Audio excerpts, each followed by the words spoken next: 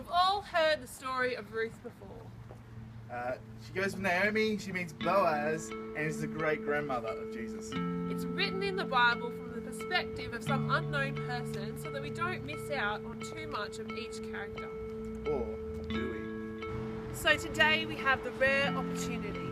Yes, we've been able to make contact with all the key people in this story to hear their very own perspective So won't you join us? as we look at the real story behind Ruth and her Boaz.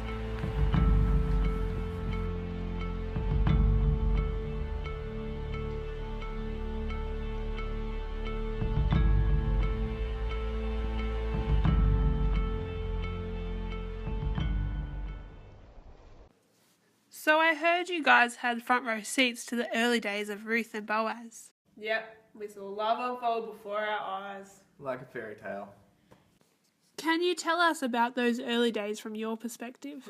Ruth went out to find a field to pick up some grain. And it just so happens she comes to Boaz's field, to our field. The field owned by Boaz, who happened to be single, who happened to be at the field that day, who happened to be Naomi's relative. What's the significance of him being a relative? Well, in those days, if the man of the house dies, it's up to the rest of the family to take care of the people that he left behind.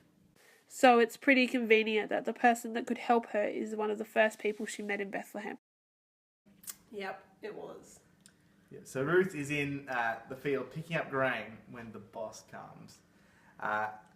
And he's a really great boss, and he says hello to everyone. And it did not take long for him to notice Ruth, let me tell you. So he asked me who she was, and I filled him in. I said, oh, she's a daughter-in-law of Naomi, and she asked if she could collect grain this morning, and she hasn't stopped since she got here. Yeah, and get this. He goes over to her, and he says, you should stay in this field. He said that she could keep coming back and help herself to water, and that none of us would bother her, and she was so grateful. She got on her knees and thanked him. Is this normally how foreigners are treated? Foreigners aren't usually treated this well, but Boaz knew what she'd done for Naomi, and he was very impressed. So it didn't stop there. He actually invited her to lunch, and when she was finished lunch, he leaned over and whispered to us, make sure you accidentally drop more grain than normal. Accidentally, yes. So that she could have lots to pick up. As soon as the working day was finished, she just rushed off to tell Naomi everything that had happened. She worked with us all of the harvest season. Yep. Wow, what a start to a love story. Thanks for sharing with us. No problem. Yeah, thanks for having